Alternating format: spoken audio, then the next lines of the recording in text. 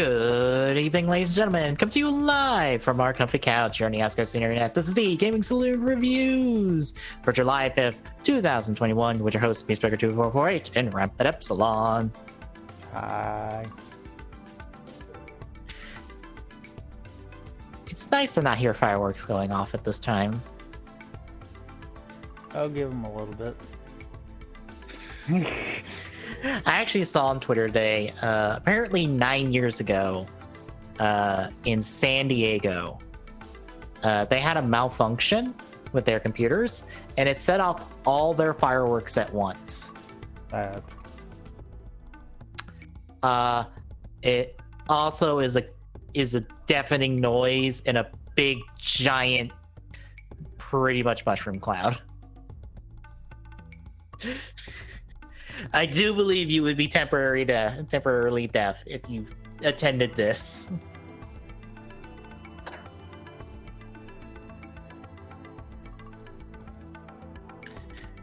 So, folks, it's Beast Wars. The last 4 episodes of Beast Wars.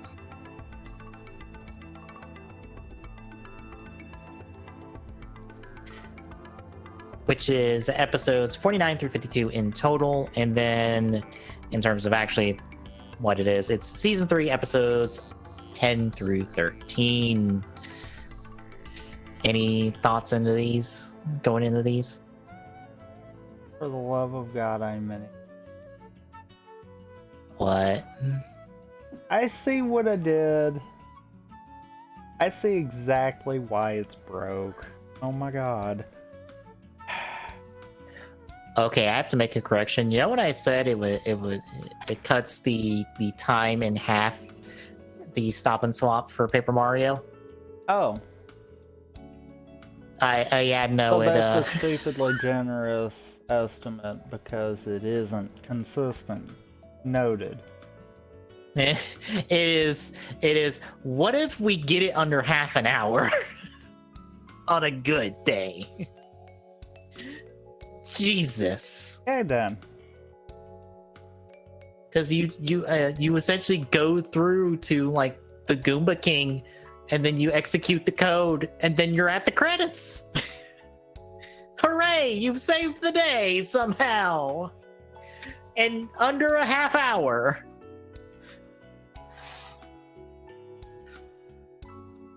Also, should this be called Legend of Peach, Ocarina of Mario? Or not Ocarina of Mario, Ocarina of Paper? I mean, I guess. Because wouldn't it be more accurate to call it Legend of Peach instead of Legend of Mario? Maybe, but then you're not merging the names. Because the game's not Paper Peach. Which would actually be kind of interesting if they did make a game like that, now that I'm thinking about it.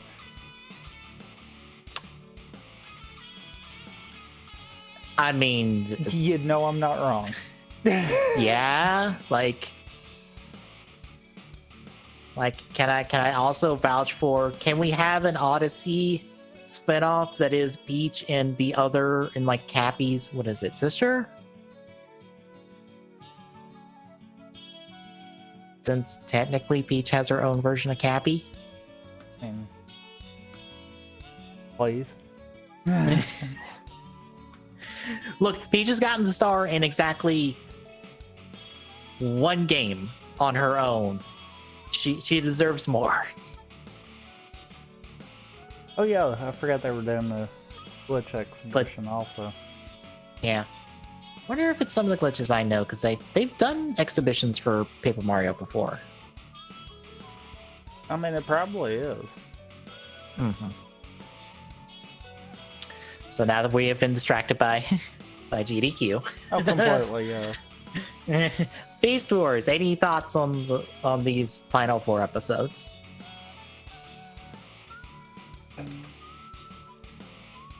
No, honestly. Alright then, we shall kick off the recaps with episode 49, Master Blaster. So, at Maximal Base, the Predacons are planning their next attack, which is to send in Waspinator with a big giant missile to lure out Primal. Which works. after Waspinator gets squished, because Waspinator is in fact Jobber. But as they have drawn out Primal, Tarantulas uses a blow dart to shoot a dart into Prime's ankle that sends in a bot that overrides his spark and lets Quick Strike take control of it using an exosuit.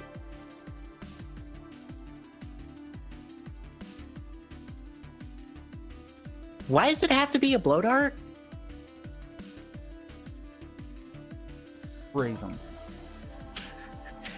Also, how the fuck does it override his spark? A, why does it override the spark and not kill him? B, how the fuck does it do that to start with?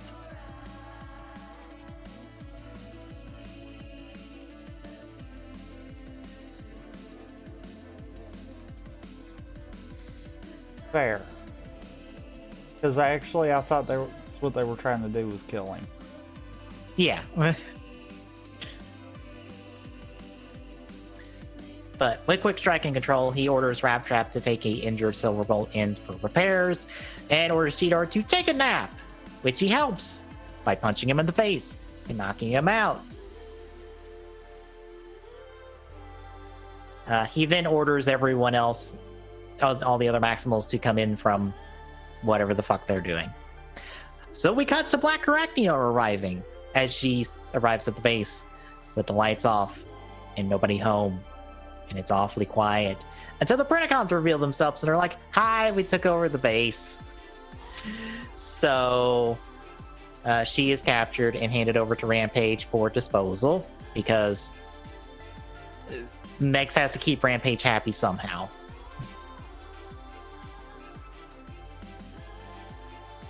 Meanwhile, Megatron and Primal, more or less, I'm just going to say it's Primal for all intents and purposes, go to the Ark, whereas everyone else is guarding the other Maximals who are locked in a cage and beating the shit. Fortunately, as Black Arachnia is being attacked by a Rampage, her special ability kicks in, and she has telekinesis that she will only use in this episode. Mm-hmm. In this exact scene, and then never use it again, because she has really no role for the rest of the series. Unfortunate. Oops. I think it's because the 2-part finale was supposed to be a 3-part finale, so there's some cut stuff there. Also, I think they had plans for a season 4, but since they were ending at season 3, they more or less chopped a lot of... They pretty much dumpstered all their plans.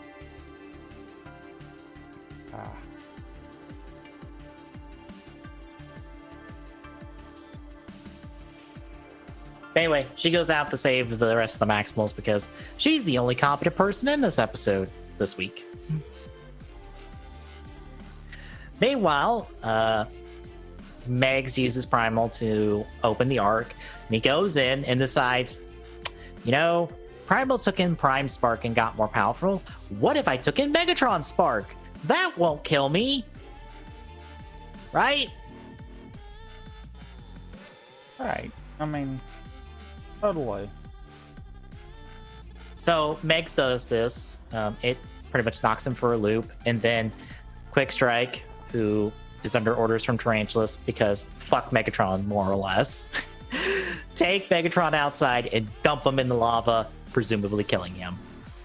Before Tarantulas and Primal go back into the Ark, Tarantulas sets the Ark to explode as he sends Quick Strike with Primal to go take care of the rest of the Maximals, because Tarantulas is more or less in the fuck everybody, I'm done stage of his plan.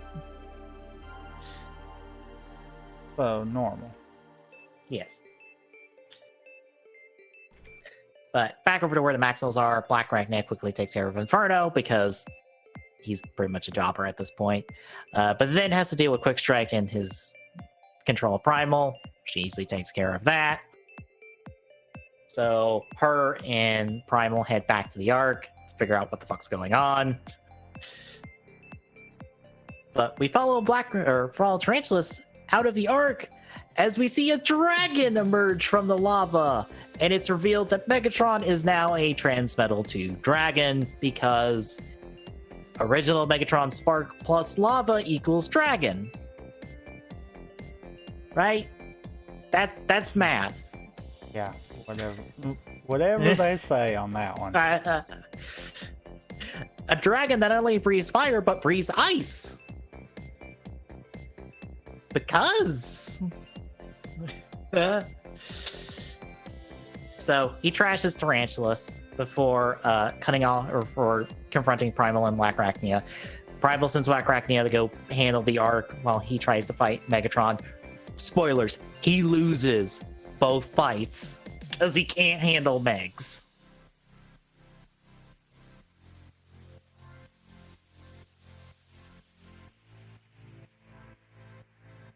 But Lacrachnia manages to stop the Ark from exploding. Primal, while he still loses the Megs, the rest of the Maximals show up, force Megatron to make a retreat. So, hey, the day is saved, except, oh no, Megatron has his superpower, and also he still has Megatron Spark. Well, the original Megatron Spark, so... that's not good. Which takes us to episode 50, Other Victories. In space! We meet two of the Vox, you know, those aliens that have been the problem for the whole season, except not really. That I believe, correct me if I'm wrong on this, we just now actually get their name. Yes. I think.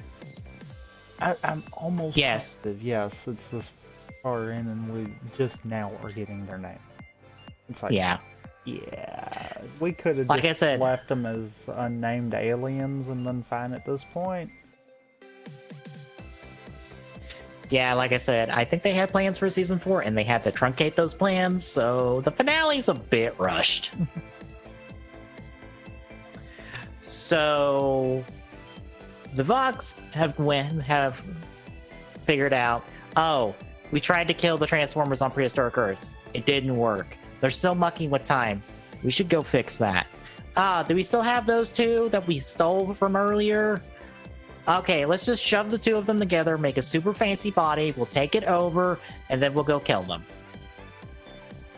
So they fuse Tigertron and Airraiser together to make Tigerhawk, and they possess the body and leave, but sparks of Tigertron and Airraiser follow this body to prehistoric Earth, more or less. But back on Earth, Quick Strike is on trial and is almost killed until the Predacons get an alert of something is coming towards the base from space. It's a comet. That's Tigerhawk, more or less. So Quick Strike's trial is delayed. So they try to shoot it down. Doesn't work. They think they're going to be able to defend against it. It won't work. So Megatron orders an evacuation of the base. As he does, the meteor hits, destroys the Predacon base. So their base is done. Emerging from there is Tigerhawk, who is, I believe, a Transmetal to Tigerhawk, more or less. I think it's supposed to be a Transmetal 2. I think. I don't remember. It's a thing that can control the weather.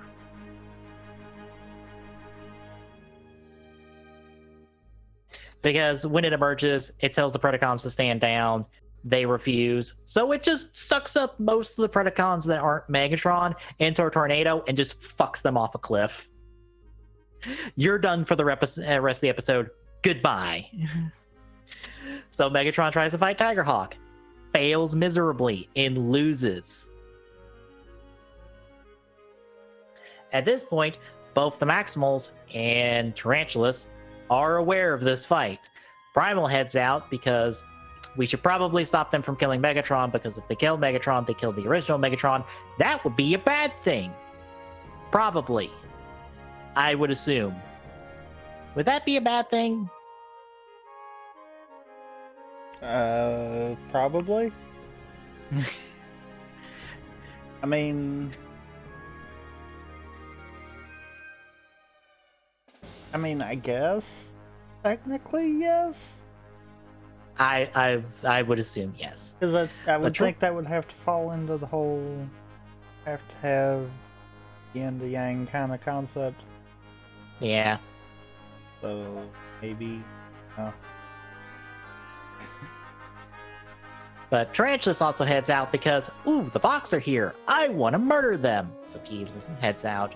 Cheetor is actually the first to arrive, and he gets knocked out by Tarantulas. But as he does this, Primal arrives, tries to talk down Tigerhawk, but doesn't get to the part where, by the way, he has original Megatron Spark. Don't kill him, please. At least let us remove the Spark first. Then you may murder him. Because no one here has any issues with him being murdered by you, to be honest. But Vox don't listen, dump Primal in a crack in the earth that they make. But when they try to finish off Megatron, Tarantula sticks his little bots on it that disable Tigerhawk so he can take it to its base. At this point, the Sparks of Tigertron and Airraiser say hi to Cheetor, be like, hi, we're here. Come help us get our bodies back. Bye.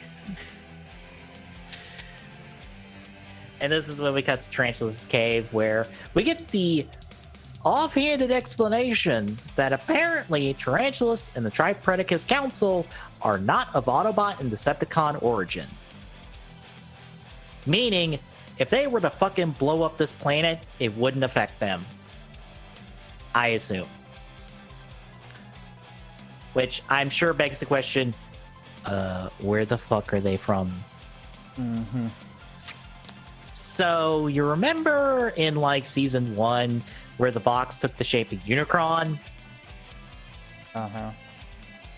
So, at this point in Transformers history, more or less, as far as I'm aware, if you're not of an Autobot or a Decepticon origin, more or less, which means you have to be originating from Cybertron, there's only one other place you can originate from. That's Unicron. So, essentially, Tarantulas and the Tripredacus Council are agents of Unicron, who by this point is dead. Like, dead. For a long time dead. So, I guess that's the case.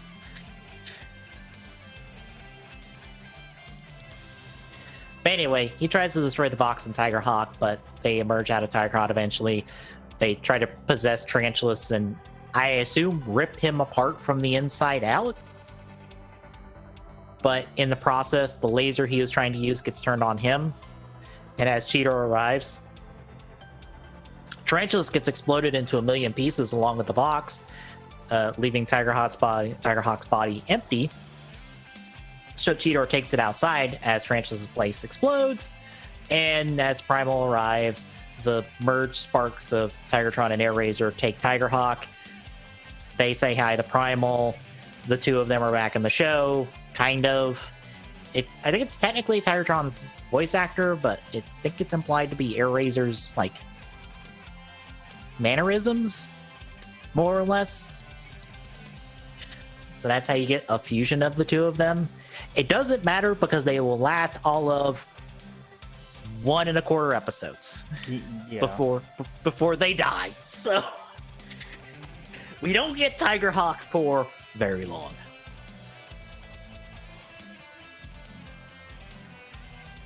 But yeah, the Predacons are out of a base, and Tigerhawk is on the maximal side, and we end the episode there. How'd you feel about the lead up to the finale?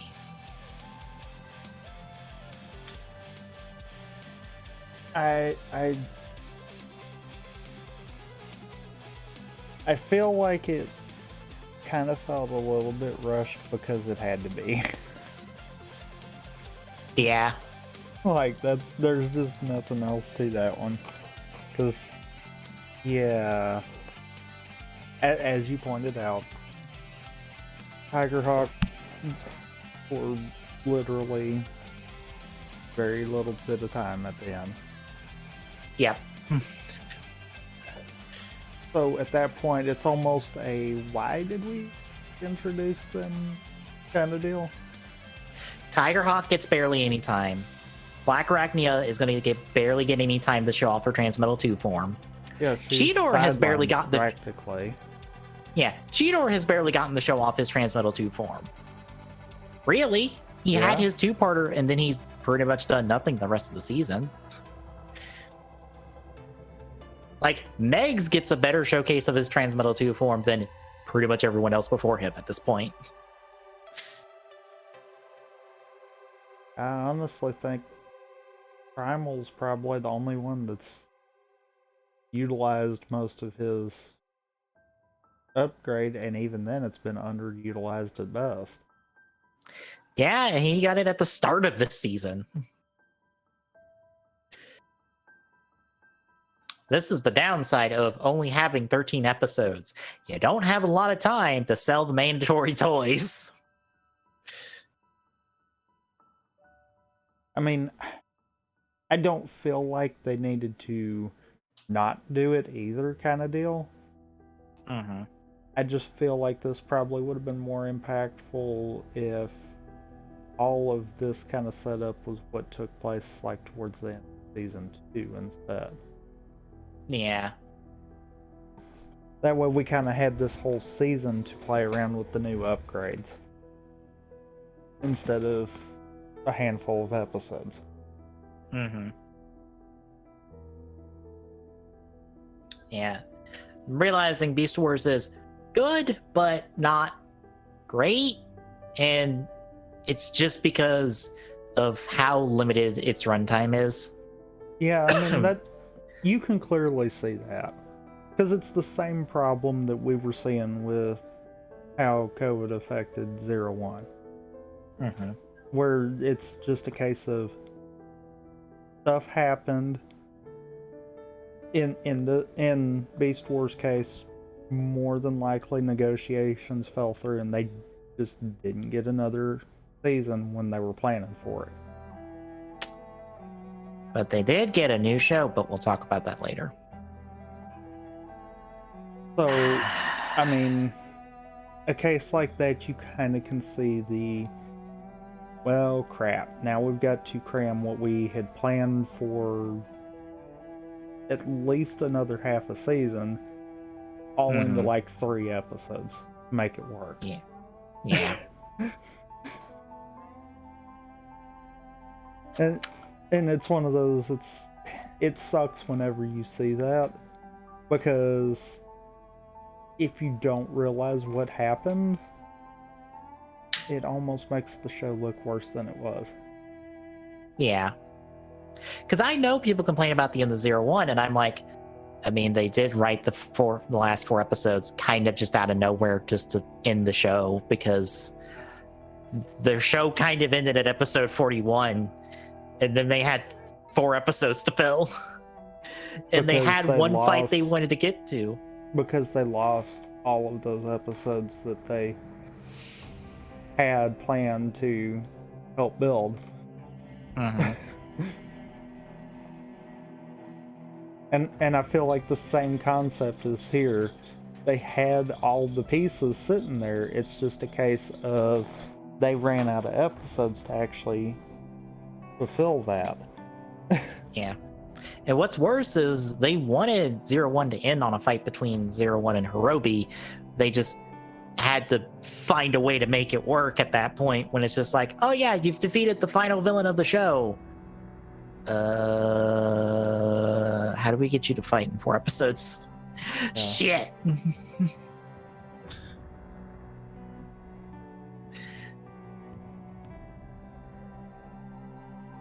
But I will say this. I highly encourage everyone, if you're wondering like about the behind the scenes production of 01, Tom Constantine on Twitter translated the producer roundtable. which is where all this information comes from. I really hope Saber has this exact thing, because I would really like to know what the fuck happened with Saber. It's Ghost Rider. I mean, yeah, but there's... I would think... I want to know, like, how they tackled, since the show was made entirely in the pandemic, instead of only, like, a quarter of it was made in the pandemic. Okay. And I'm sure people are kind of aggravated that I keep on throwing that out there. Mm-hmm. It's not because I'm comparing the little bit I saw of Saber and what you've told me to 0-1. It's that even comparing it to Ghost, it's not good.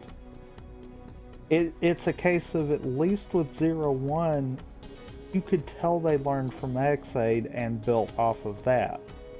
This, nothing was learned. I will draw the line in the sand and say that Ghost is a better show than Saber, which I know people will disagree with, because I know people think that Saber is a better show because of the last few episodes, and I'm like, no. I'm sorry. Whatever has made you people like Disaster, I don't see it. To be perfectly honest, I don't see it. I just see a character who's run around and done fuck all the whole season, which is wonderful, because that's one of many characters who have run around and done nothing all fucking season.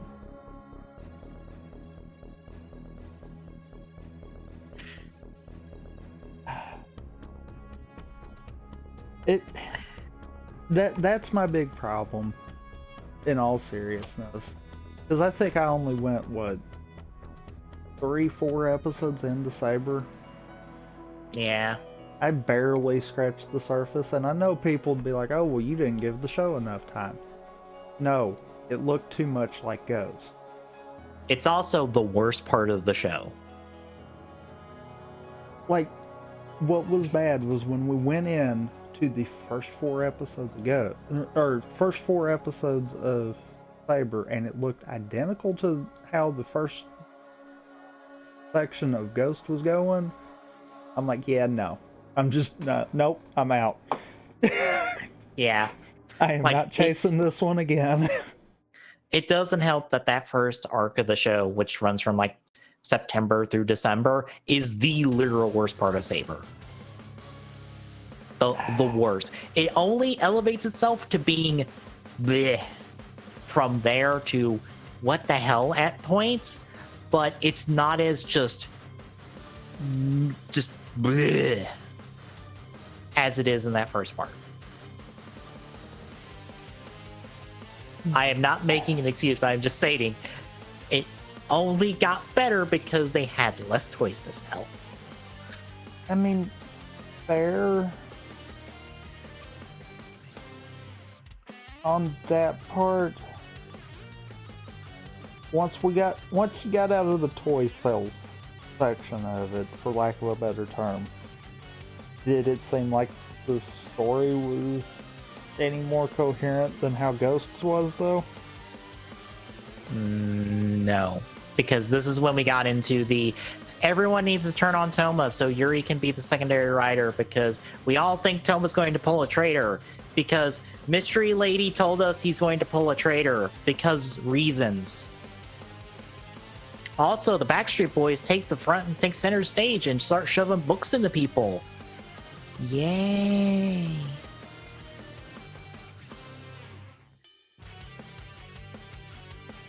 It's still not good. It's only better because there's not a new fucking toy shoved in your face every fucking week. Because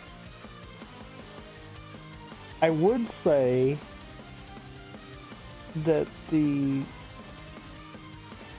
downside as far as Ghost was kind of the early, but I can't really bring myself to say that. I feel like it was the late part of Ghost that was the downside of it. Because even the toy sale part of it, they were at least trying to put some effort into the stories. Yeah. Yeah, here they fail that because Dragonic Knight gets to show up. I think he gets like a couple different fights, and then it kind of disappears in the series after a while. And then Blades' King Lion Daisenki gets its debut fight and then doesn't get used because Blades has to go sulk in a corner about not being friends with Toma for weeks on end. So he doesn't get to use his upgrade that he just fucking got. Except we got to promote Yuri in his book and then his other new book in its forms before we eventually get to Primitive, which, God, the transition from Primitive to Elemental is fucking stupid and I hate it.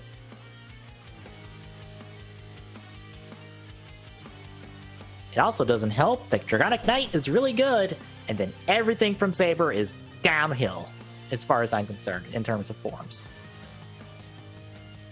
Nothing is better than Dragonic Knight.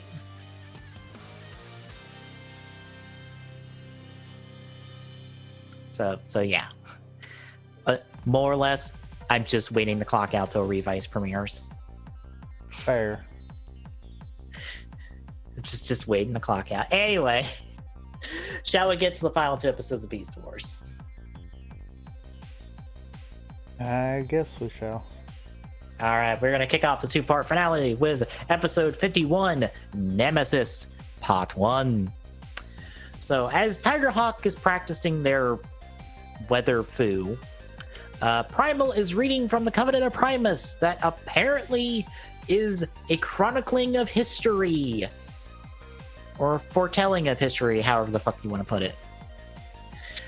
And essentially, it seems like it's saying, oh, this is Tigerhawk, and the Covenant of Primus is going to come up a lot in the next few episodes, or the next few scenes or so over the course of these 2 episodes, because it's the thing they're using to go, this has happened already, and someone recorded it. I have one question. Who? Yes. Fucking who?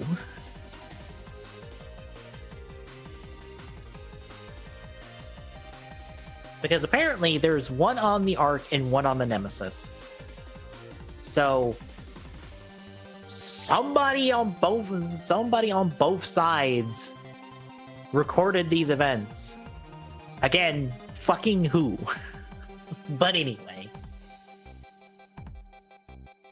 The Maximals are prepping for their final battle as we cut to the Preds that are at the remains of Tarantula's base, trying to find the ace in the hole Tarantulas had, because Megatron figures, well, he wanted to get the fuck off this world after he blew us all up. How was he going to do that? Because, his whole stasis pod plan failed, and he probably can't do it anymore. So what was his plan B?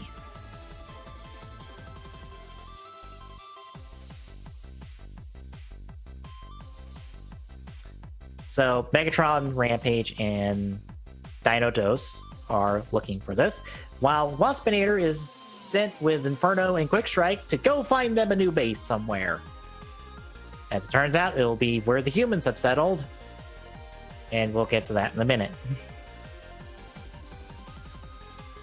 But as Waspinator's team leaves, this draws the attention of Depth Charge in Silverbolt, and they call this in. Depth Charge runs in after the Predacons, but they find the hatch the Trenches had to an underground cave, and the Predacons go through it and hide it. So when the Maximals arrive, there's no sign of it, except when Quick Strike finally uncovers it, there's a load of dynamite tied to the opening of it, and it blows up and incapacitates Silverbolt. So he's done for the finale. As Black Arachnia tells him, shut the hell up and come here so we can get you patched up. Because as a reminder, Black Arachnia wears the pants in their relationship.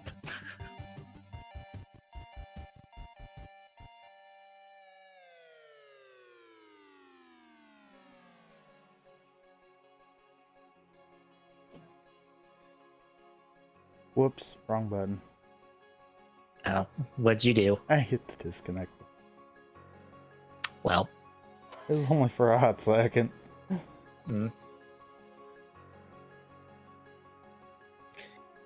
But as the Maximals try to get into the cavern underground, we follow Megs and the other Predacons to Trancha's little computer with a little gondola thing, and Megs finds out, oh shit, he found the Nemesis. We're taking over, boys! And then they go and get into it, or go off to get it. Megs and Dino-Dose are in the gondola. Or not that charge. Rampage is just riding along on the back of the rail in his tank mode because I guess he just couldn't get on the gondola and write that down for some reason. Meanwhile, we catch up with Lost Meteor and crew at a human colony, and the Quick Strike and Inferno plan to take it over. Except Lost Meteor is like, you know what? Fuck this, I'm done. I'm out. I want no part of this anymore. And he gets blown up by Quick Strike and Inferno. But he does not die. But as Quick Strike and Inferno attack, the humans are prepared for something like this, so they start attacking the two of them and are actually doing damage to them. We don't really see the ultimate result of this fight, but we'll catch up with them later. Meanwhile, back in the cave, Primal and Depth Charge make it to the cavern. Primal's like, oh shit, they found the Nemesis. Depth Charge, I know you don't like me, but can you go stop this? Because you're the only one who can. And he's like, fine. So Depth Charge goes in the water after it, while Primal and Tigerhawk follow above ground.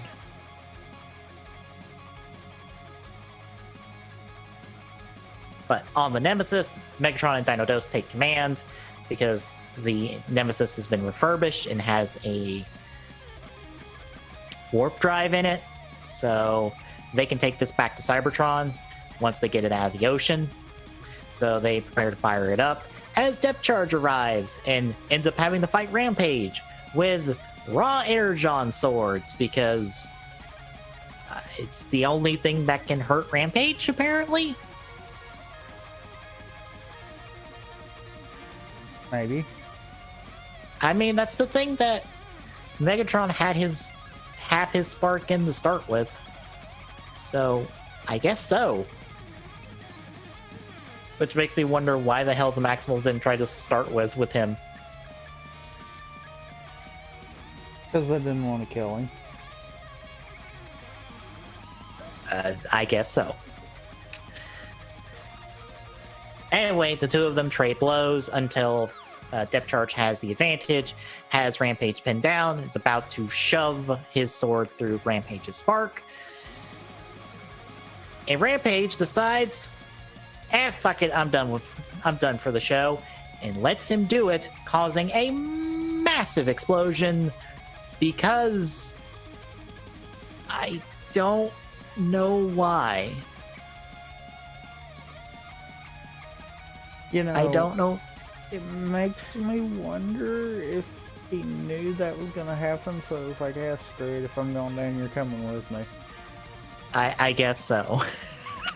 Either that, or it was a case of, you know what, I'm done taking orders from Megatron, kill me. just do it. Fair enough. So this explosion happens, it rocks the Nemesis, and as Primal and Tigerhawk arrive at the location, they see the explosion, and Primal also hears Depth Charge's like dying scream on the comm. So Primal reports in, oh, the Nemesis is gone, but it cost Depth Charge's life, because we see pieces of Depth Charge in Rampage float up to the surface. But as a piece of Depth Charge floats back down, we see that the Nemesis is still intact. And it rises out of the ocean with Primal and Tigerhawk directly in its sights. And we end part 1 there. Part 2! Megatron is quoting the Covenant of Primus this time. His parts of the Covenant of Primus, actually. About how he's Alpha, Omega, all-powerful, blah, blah, blah, blah, blah, blah, blah. Also, apparently the Covenant of Primus is all recorded on a cassette? from the brief shot we see of it. Yeah. Very low tech of the Transformers, but okay.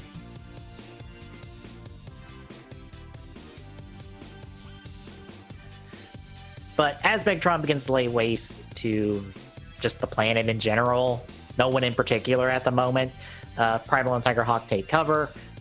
Primal tries to fight the Nemesis, but gets blown out of the sky. Tigerhawk tells him to go back to his base with his friend, go back to space, make a plan, and Tigerhawk's going to try to stop it.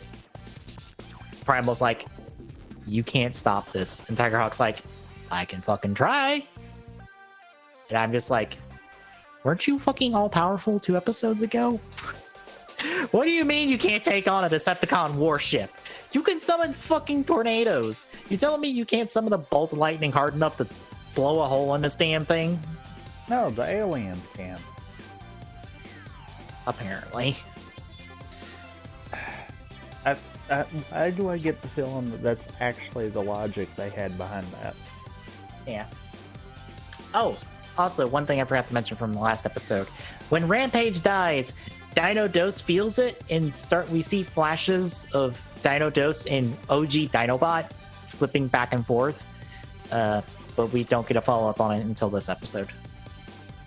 Which I also have some slight problems with. You remember me telling you about that cut episode? This is what that's why I'm having the problems with it. Yeah. This is what this is leading to. Yeah. We'll get to it, but basically Dino Dose remembers something that he shouldn't be able to.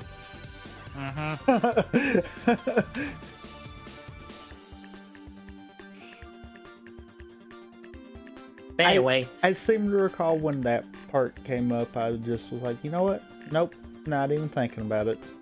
Just letting this moment play as it is.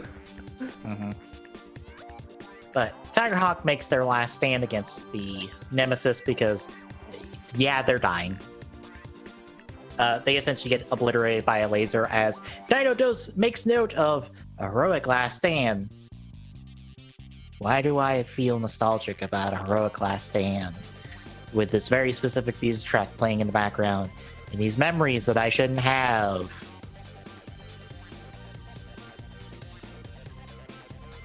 Meanwhile, Primal has ordered Plan Z for the Maximals, which is...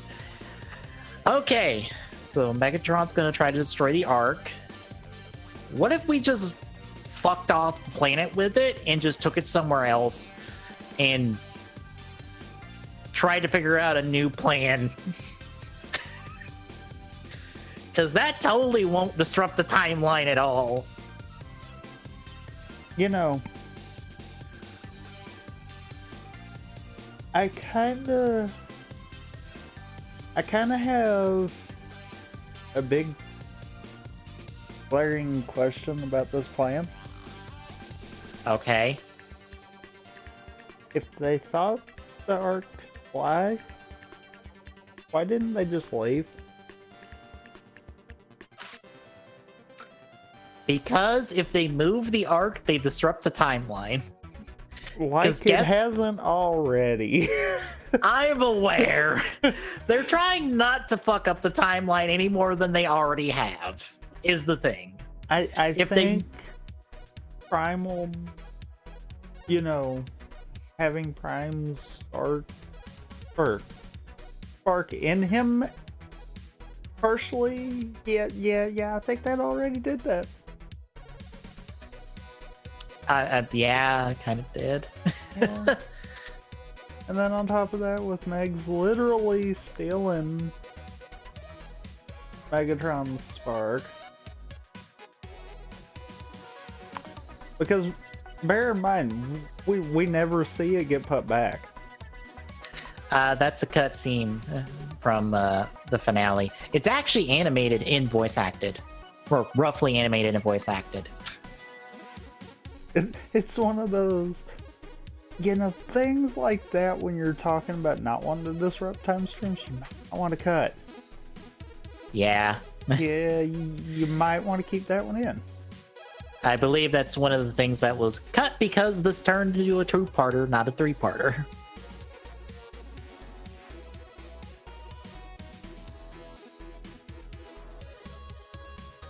Anywho, we follow the Nemesis to the human colony, which has now been cleared out by Quickstrike and Inferno, except for the one guy with the hammer from Dinobot's Death episode, who's still there until the Nemesis shows up and he's like, I ain't fighting that. Bye. So he fucks off and leaves, leaving just Quickstrike and Inferno, who are like, hey, Megatron, we're here. Why are you firing up the laser? We're friendlies? And Dino Dose is just like, why are we firing on them? Shouldn't we just save our power for shooting the Ark? And Megatron's like, nah, I want to kill humans. Fuck them. So he shoots the human colony, which again, no humans are in. It's just Quickstrike and Inferno. So they're dead. So we continue to whittle down the Predacon cast.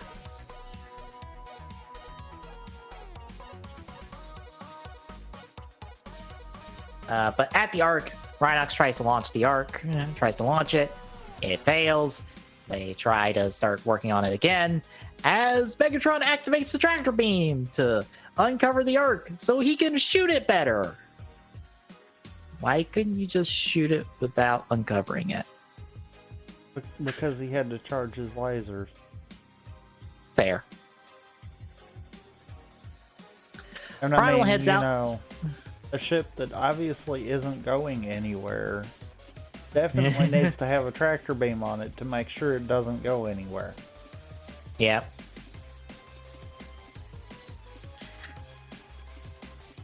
I mean, look, Eggs is not smart. No. Consistent, evil, not smart. Yeah.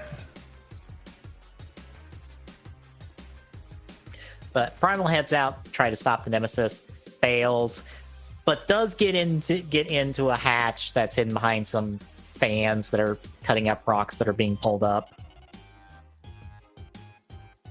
Maxwell tries once more, but it fails again, as we cut to Primal and Megatron having a slugfest while Dino Dose watches and laughs. But as they're fighting, the laser continues to charge, Primal losing because he is clearly outmatched by Megatron. But for some reason, Dino Dose sends a message to the Ark alerting them to a shuttle that apparently is not in the history books, which Rhinox takes as a, well, if it's not in history books, that means it wasn't here, and if it's not here, it means we can use it, which means it can fly? Fuck it! Plan C! C in this case. So Rhinox takes the wheels of it, launches it, it flies off. We cut back to the Nemesis as Megatron orders Dinobot to fire the laser.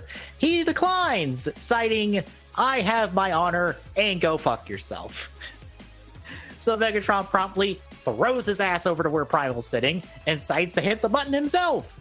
Only for Rhinox, the one person who gets to accomplish something against Megatron this episode, ramming the command deck of the Nemesis, ramming Megatron out the other side of it. Bear in mind, neither one of them died from this. I don't know where they landed either. Because the shuttle's intact later. Yeah. That whole scenario seemed a little confusing on my end of it. Like, how did no one die from that? How did the shuttle still fly after that? Yeah, because since Rhinox does this, the Nemesis starts exploding. And Primal, in, again, a cut part of this episode, is stealing the warp drive and is telling Dino Dose, hey, let's leave. But Dino Dose is like, nope, bye, Primal. Implying that this is OG Dinobot. Because he calls him by his full name and not Optimal Optimus, which is technically supposed to be his name at the moment. So Primal leaves, the Nemesis explodes, Dinodos dies in the explosion. The Nemesis crashes back into the ocean. I guess approximately where it was because fuck it. So the war is over. I mean, technically, it doesn't have to be approximately where it was. Because I seem to recall they only stated that it had crashed somewhere on the planet. Yeah. So that kind of implies that wherever it wound up after this explosion, no one ever found it. Yeah. So the Maximals hook up the warp drive to the shuttle. They blast off into space. Primal and the Maximals honor the Fallen, especially Dino Dos, because the Covenant Primus said, hey, an enemy will help you save the day. And it turned out to be Dinobot's clone. Or maybe not. Or maybe it was. We'll get to that. But they warp back to Cybertron with Megatron bolted to the outside of the ship because fuck him, he can take the back seat the rest of the way. That totally won't bite them in the ass. Get to that in a minute. But we end the episode proper on the humans celebrating using parts of Quick Strike and Inferno as like a horn and a thing to prop up their rotisserie to cook some meat. But we see that someone else is in charge of them. It's Waspinator, who's in charge of the humans. And the Maximals just let him do this. I guess because they assumed he's dead. I mean, and we end... That kind of was a dumb decision on them as many times as all of them have seen him get blown up and still come back. Yeah. And we end the episode there with Waspinator being like, I'm happy! I'm in charge of humans, and no one's threatening to murder me. Yay! And thus ends Beast Wars the series. So where would you like to begin with these two episodes? I don't even. Okay, Dino Dose or what happens after this season? I mean, I feel like for all intents and purposes, it did its job finishing. Yeah. Kind of just with what we got from the show, it feels like it's coming out of left field. Yeah. With knowing there's cut content, okay. Mm-hmm.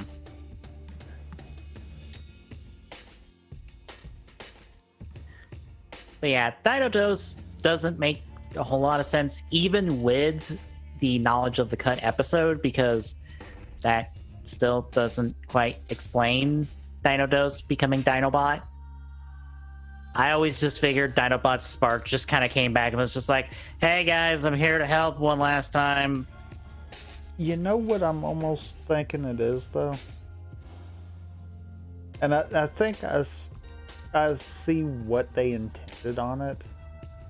Mm-hmm.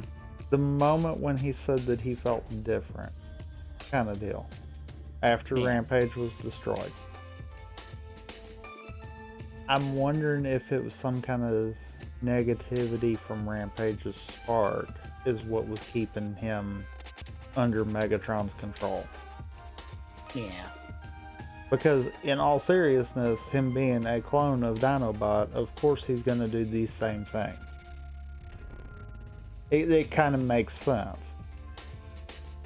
Except if you bring up the other time we had a clone of Dinobot that was not Dino Dose. But... that... Okay. Yeah. Because remember, this is the second clone of Dinobot.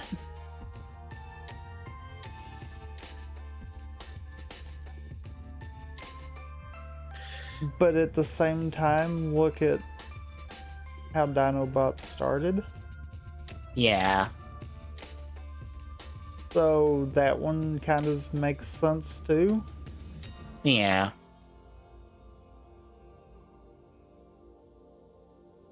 It's one of those, I kind of feel like that's the point they were trying to make with it, was like it had something to do with Rampage's spark, is why he was like he was for the most of the end of it. Mm-hmm. So if that was the goal they were going for, good on them. Mm-hmm.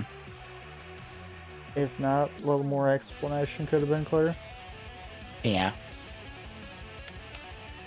So would you like to hear about what happens after this show? In the follow-up to Beast Wars? I guess. So, you know how the Maximals decided to bolt Megatron onto the hull of the ship? Uh-huh. That was a bad decision because Megatron escapes into the wormhole they've created. Which means he beats them to Cybertron. Because he fell into the wormhole itself, and it threw him out in the Cybertron long before the Maximals got back. And apparently he launched a virus that knocked out all the Transformers on Cybertron, and he converted them all into drones. So when the Maximals arrived, they got hit by the gas as well, reverted them all into their Season 1 forms until they were able to take on techno-organic forms in order to stop Megatron, who's now obsessed with mechanical purity. And also Primal goes off the deep end because he keeps listening to this voice in the depths of Cybertron. There's a reason we don't talk about beast machines. It's kind of bad.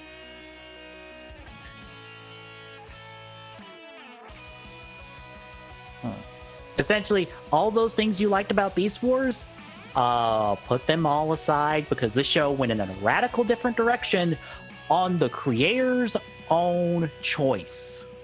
They wanted to do something radically different with the cast, and that's what they did, and nobody liked it.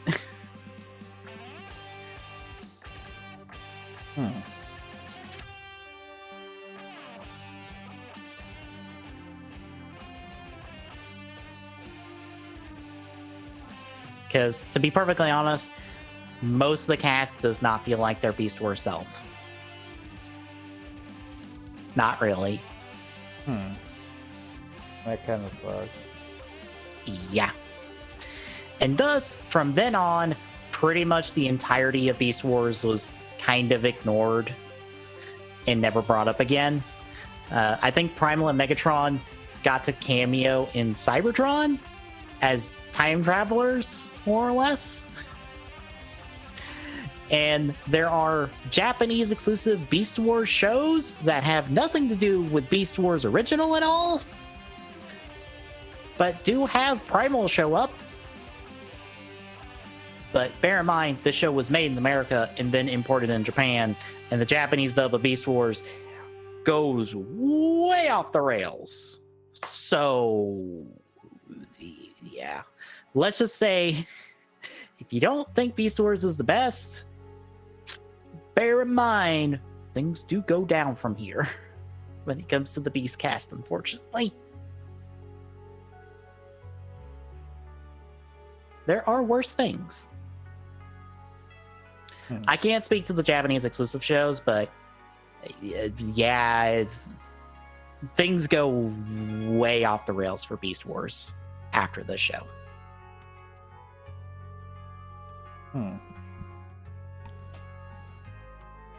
But anyway, how'd you feel about the show by the end? I kind of feel like once we started getting out of the we're gonna do fillers for everything, it kind of started making it its own. Which I kind of feel like any good show does the same thing.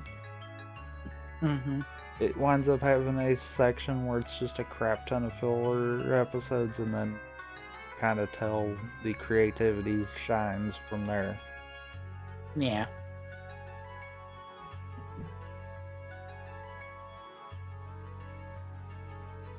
You can tell it's rushed at the end. Like that one's blatant. But at the same time, I mean, you can't really fault that part of it. Mm-hmm. You can, but you can't. Yeah.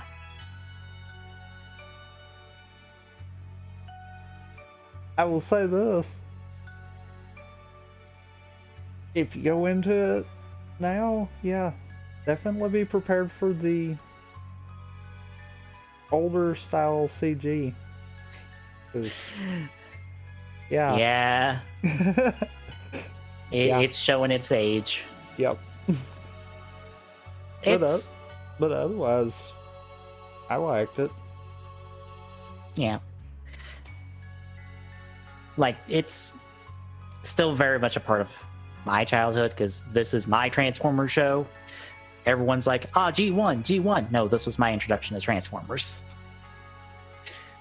So I don't get a lot of love from Hasbro when it comes to Transformer stuff until recently, since they're doing more Beast Wars stuff with like the War for Cybertron trilogy and the Rooster Teeth animated show, because its third season, more or less, is going to have Beast Wars characters, but I don't think anyone from the original cast is on this show to voice them.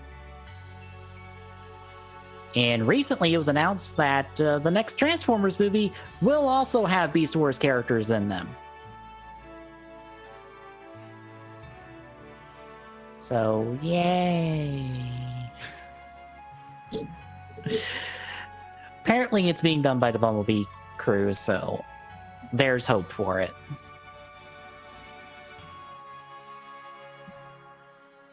Yeah, it's a good show.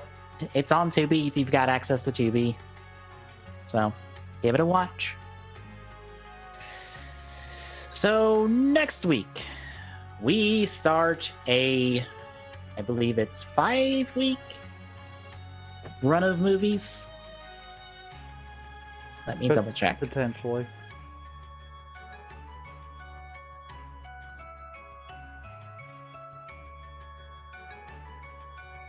But right now, it's planned for 5 movies.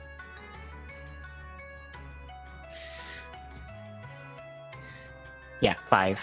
So, starting next week, since we have covered a lot of the winter crossover and just winter films in general for Rider through all the different shows we've watched, we're going to cover the rest of the winter movies because we're kind of waiting on Shout Factory to release Ryuki. So we got to stall for time. So it's the Rider movie filler month-ish thing. I don't know what the brand this as. Month-ish, not really a month thing. Yeah. So we're going to be taking a look at the rest of the winter movies we haven't covered in general. So that would be the Sengoku Movie Tyson, which is Wizard Gaim, Movie War Full Throttle, which is Gaim Drive, Heisei Generations Final, which is X8 Build, Reira Generations, which is GO01, and we will end with not a crossover movie, but instead a double feature of the Phoenix Swordsman movie for Saber and Real X Time for 01, since that's how they aired in Japan, because Phoenix Swordsman is like 30 minutes long, and it's just a collection of fight scenes, and Real X Time is really the main event, so it's just an excuse for us to talk about 01 again. And for those wondering if you've been watching AGSR through most of this, yes, we have talked to some degree about all of these except for the last one. Yeah. So, yeah, this will be an in-depth kind of deal.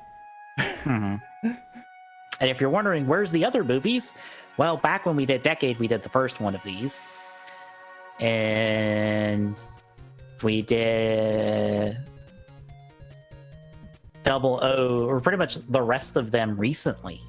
Because we did Double O's when we went back to Double, yeah, I believe.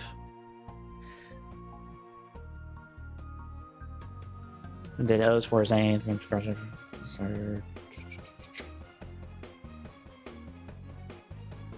Yeah, the only thing we haven't done that was connected to a show that we were watching was Heisei Generations Forever, and that's because we did it after Shout Factory did the official release of it.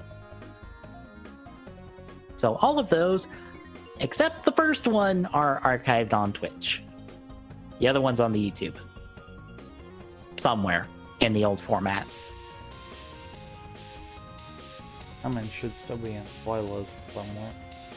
Yeah. Forgot what season that was that we did that. But I know it was an earlier one.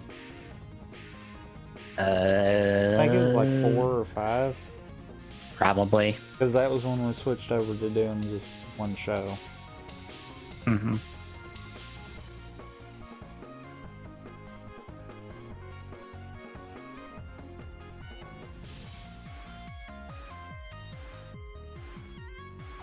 I'm thinking it is back then in the good old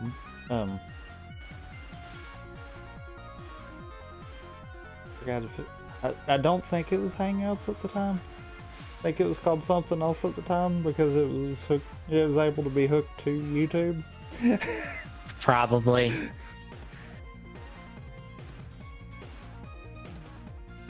Yeah, we've been doing this for a while. Mm-hmm. A while. I feel like an old man on the internet all the time.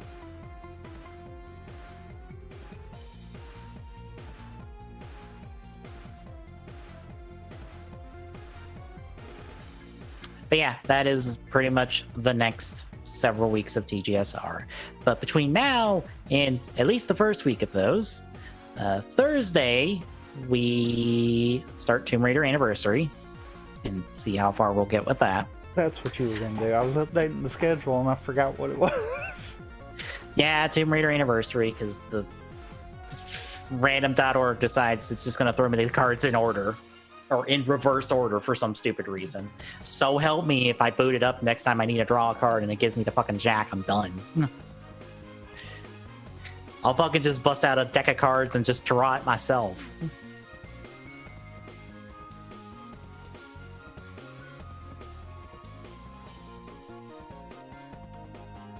But that's Thursday. Friday, we continue Overcooked 2. Saturday, we will be trying out some Fall Guys. And probably having Fortnite as a backup plan. Yeah. And Sunday, we start this little marathon. So if you like what you're seeing, drop a follow. Really appreciate it. Chipping away at that affiliate goal at Teach Soon on Twitter. Gets you updates when we go live. Exclamation point, Discord, and chat. Gives you the Discord link. Drop by, say hi. See you Thursday, folks.